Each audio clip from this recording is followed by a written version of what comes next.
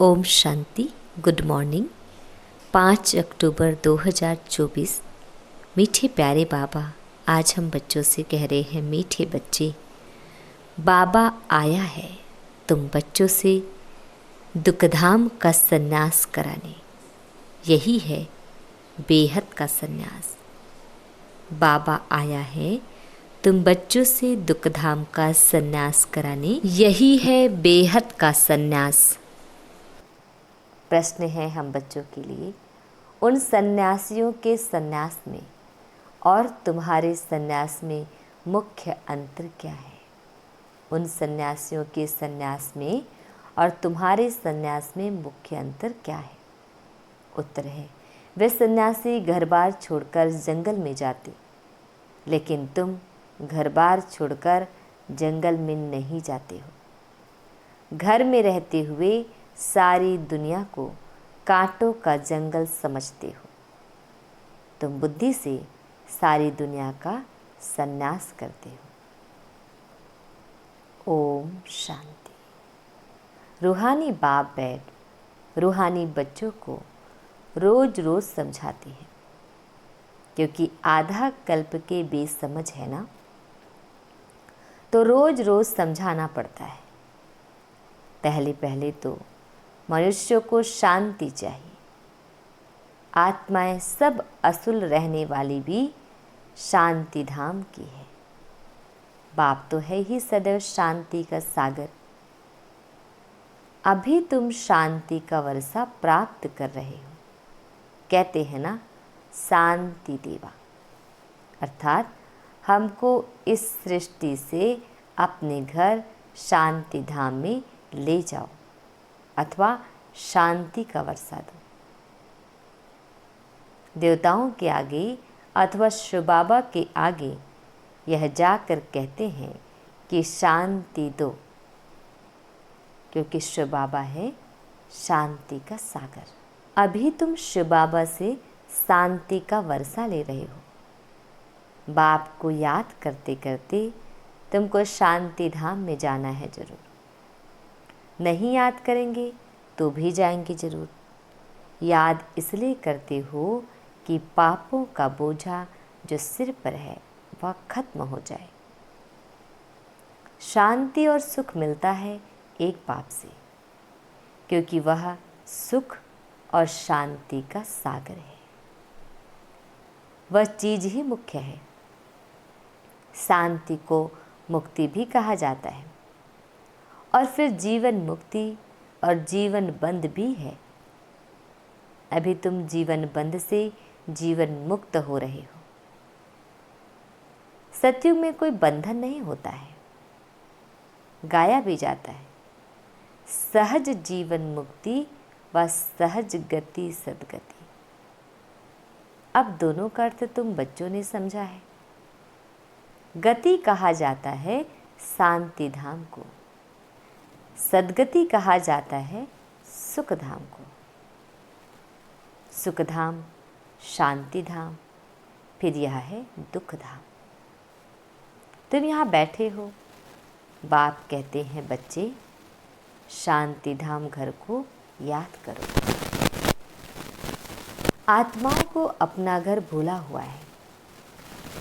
बाप आपको याद दिलाते हैं, समझाते हैं, हे रूहानी बच्चे, तुम घर जा नहीं सकते हो जब तक मुझे याद से तुम्हारे पाप भस्म हो जाएंगे। आत्मा पवित्र बन और अपने घर जाएगी। तुम बच्चे जानते हो यह अपवित्र दुनिया है। एक भी पवित्र मनुष्य नहीं। पवित्र दुनिया को सतयुग, अपवित्र दुनिया को कलयुग कहा जाता है। राम राज्य और रावण राज्य। रावण राज्य से अपवित्र दुनिया स्थापित होगी। यह बना बनाया खेल है ना। यह बेहद का बाप समझाते हैं, उनको ही सत्य कहा जाता है। सत्य बातें तुम संगम पर ही सुनते हो। फिर तुम सतयुग में जाते हो। द्वापर से फिर रावण राज्य शुरू होता है। रावण अर्थात असुर ठहरा। असुर कभी सत्य नहीं बोल सकते, इसलिए इसको कहा जाता है झूठी माया झूठी काया। आत्मा भी झूठी है तो शरीर भी झूठा है। आत्मा में संस्कार भरते हैं ना, 4 धातुएं हैं ना, सोना, चांदी, तांबा, लोहा, सब खाद निकल जाती है। बाकी सच्चा सोना तुम बनते हो इस योग बल से। तुम जब सतयुग में हो तो सच्चा सोना ही हो।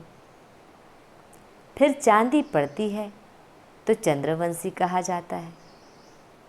फिर तांबे की, लोहे की खाद पड़ती है द्वापर कलयुग में। द्वापर में तांबे और कलयुग में लोहा। फिर योग से तुम्हारे में जो चांदी, तांबा, लोहा की खाद पड़ती है वह निकल जाती है। पहले तो तुम सब आत्माएं शांति धाम में हो। फिर पहले पहले आते हो सतयुग में, तो उसको कहा जाता है गोल्डन एजेड। तुम सच्चा सोना हो। योग बल से सारी खाद निकलकर बाकी सच्चा सोना बचता है। शांति धाम को गोल्डन एज नहीं कहा जाता है। Golden age, silver age, copper age यहाँ कहा जाता है। शांति धाम में तो शांति है। आत्मा जब शरीर लेती है तब गोल्डन एजेड कहा जाता है। फिर सृष्टि ही गोल्डन एज बन जाती है। सतो प्रधान 5 तत्वों से शरीर बनता है। आत्मा सतो प्रधान है तो शरीर भी सतो प्रधान है। फिर पिछाड़ी में आकर आयरन एजेड शरीर मिलता है, क्योंकि आत्मा में खाद पड़ती है। तो गोल्डन एज, सिल्वर एज इस सृष्टि को कहा जाता है। तो अब बच्चों को क्या करना है? पहले पहले शांति धाम जाना है, इसलिए बाप को याद करना है। तभी तमो प्रधान से सतो प्रधान बन जाएंगे। इसमें टाइम उतना ही लगता है जितना टाइम बाप यहाँ रहते हैं। वह गोल्डन एज में पार्ट लेते ही नहीं। तो आत्मा को जब शरीर मिलता है तब कहा जाता है यह गोल्डन एजेड जीवात्मा है। ऐसे नहीं कहेंगे गोल्डन एजेड आत्मा, नहीं। गोल्डन एजेड जीवात्मा फिर सिल्वर एजेड जीवात्मा होती है। तो यहाँ तुम बैठे हो, तुमको शांति भी है तो सुख भी प्राप्त होता है। तो क्या करना चाहिए? दुखधाम का संन्यास। इसको कहा जाता है बेहद का संन्यास। उन सन्यासियों का है हद का संन्यास। घर बार छोड़ जंगल में जाते हैं। उनको यह पता नहीं है कि सारी सृष्टि ही जंगल है। यह कांटों का जंगल है। यह है कांटों की दुनिया, वह है फूलों की दुनिया। वह भल संन्यास करते हैं, परंतु फिर भी कांटों की दुनिया में, जंगल में, शहर से दूर दूर जाकर रहते हैं। उन्हों का है निवृत्ति मार्ग, तुम्हारा है प्रवृत्ति मार्ग। तुम पवित्र जोड़ी थे, अभी अपवित्र बने हो। उनको गृहस्थ आश्रम भी कहते हैं। सन्यासी तो आते ही बाद में हैं। इस्लामी, बौद्धी भी बाद में आते हैं। क्रिश्चियन से कुछ पहले आते हैं। तो यह झाड़ भी याद करना है, चक्र भी याद करना है। बाप कल्प कल्प आकर कल्प वृक्ष की नॉलेज देते हैं, क्योंकि खुद बीज रूप है, सत है, चैतन्य है। इसलिए कल्प कल्प आकर कल्प वृक्ष का सारा राज समझाते हैं। तुम आत्मा हो, परंतु तुमको ज्ञान सागर, सुख का सागर, शांति का सागर नहीं कहा जाता। यह महिमा एक ही बाप की है जो तुमको ऐसा बनाते हैं। बाप की यह महिमा सदैव के लिए है। सदैव वह पवित्र है और निराकार है। सिर्फ थोड़े समय के लिए आते हैं पावन बनाने। सर्वव्यापी की तो बात ही नहीं। तुम जानते हो बाप सदैव वहाँ ही रहते हैं। भक्ति मार्ग में सदैव उनको याद करते हैं। सतयुग में तो याद करने की दरकार नहीं रहती है। रावण राज्य में तुम्हारा चिल्लाना शुरू होता है, वही आकर सुख शांति देते हैं, तो फिर जरूर अशांति में उनको याद आती है। बाप समझाते हैं, हर 5000 वर्ष बाद मैं आता हूँ। आधा कल्प है सुख, आधा कल्प है दुख। आधा कल्प के बाद ही रावण राज्य शुरू होता है। इसमें पहला नंबर मूल है देहाभिमान। उसके बाद ही फिर और विकार आते हैं। अब बाप समझाते हैं, अपने को आत्मा समझो, देही अभिमानी बनो। आत्मा की भी पहचान चाहिए। मनुष्य तो सिर्फ कहते हैं आत्मा भ्रकुटी के बीच चमकती है। अभी तुम समझते हो वह है अकाल मूर्त। उस अकाल मूर्त आत्मा का तख्त यह शरीर है। आत्मा बैठती भी भ्रकुटी में है।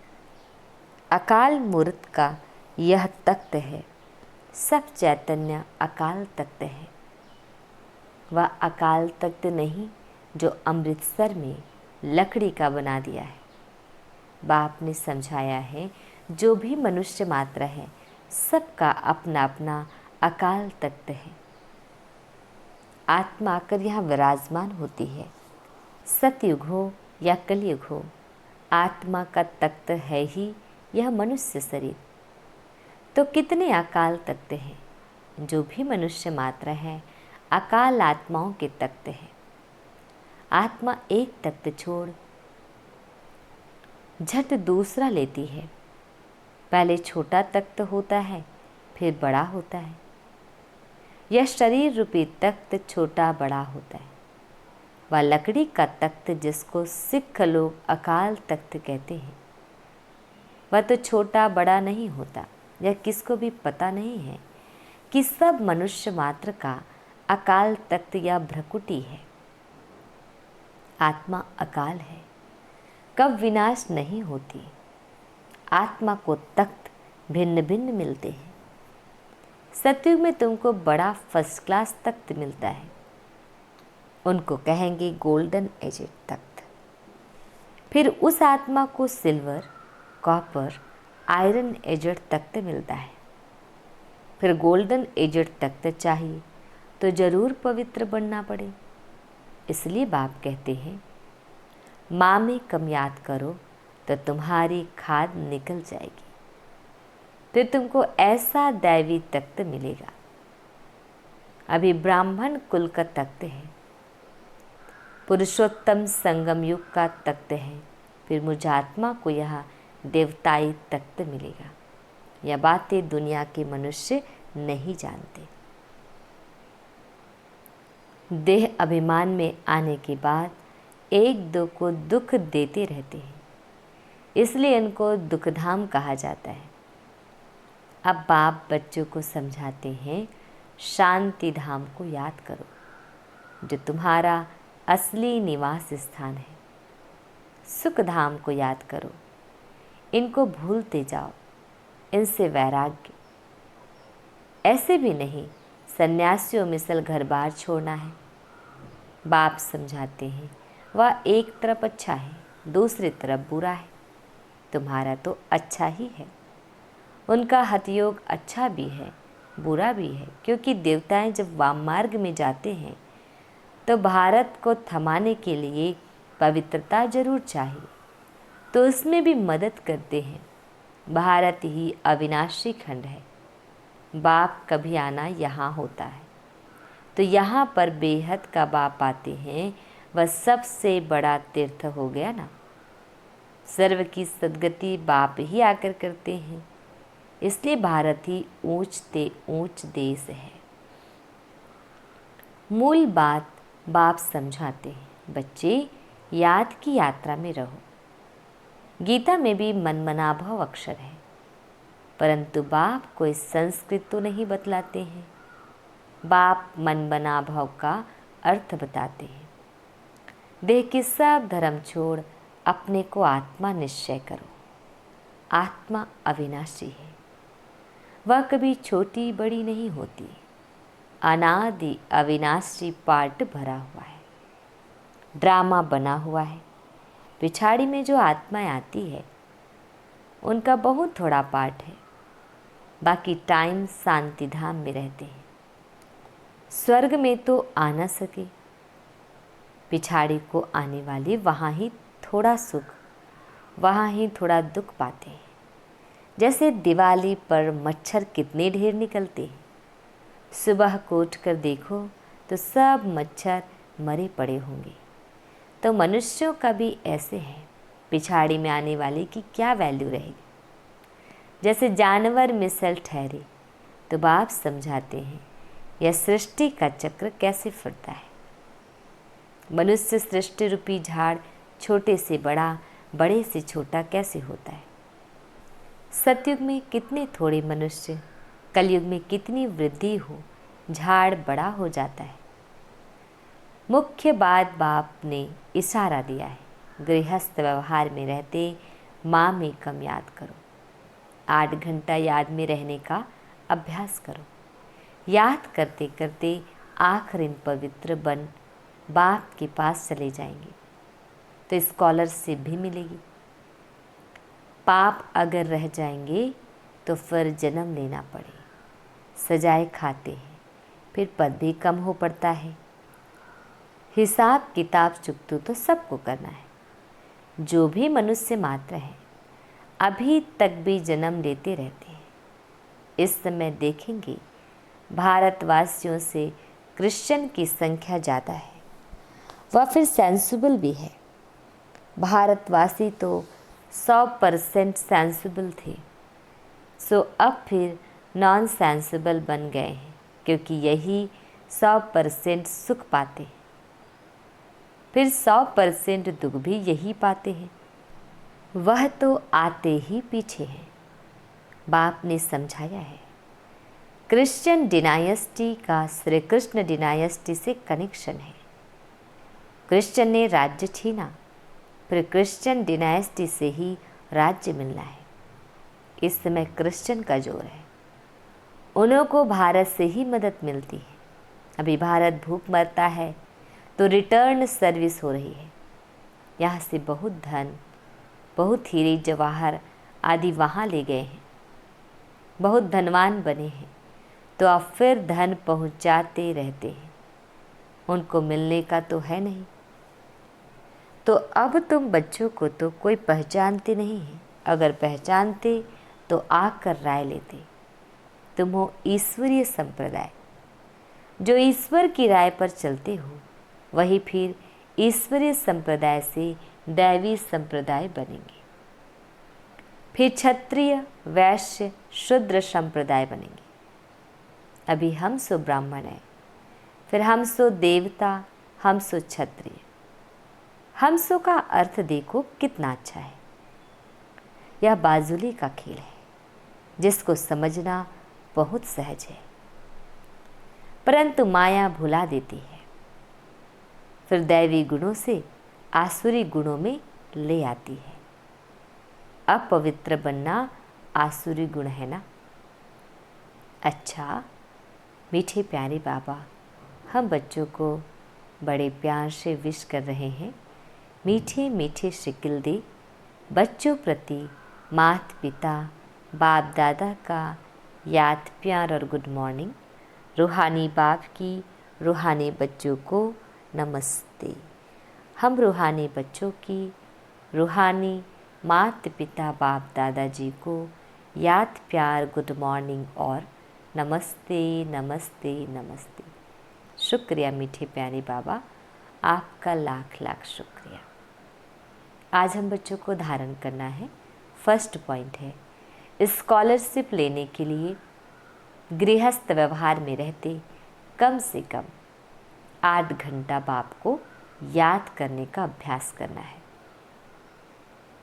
याद के अभ्यास से ही पाप कटेंगे और गोल्डन एजेड तख्त मिलेगा।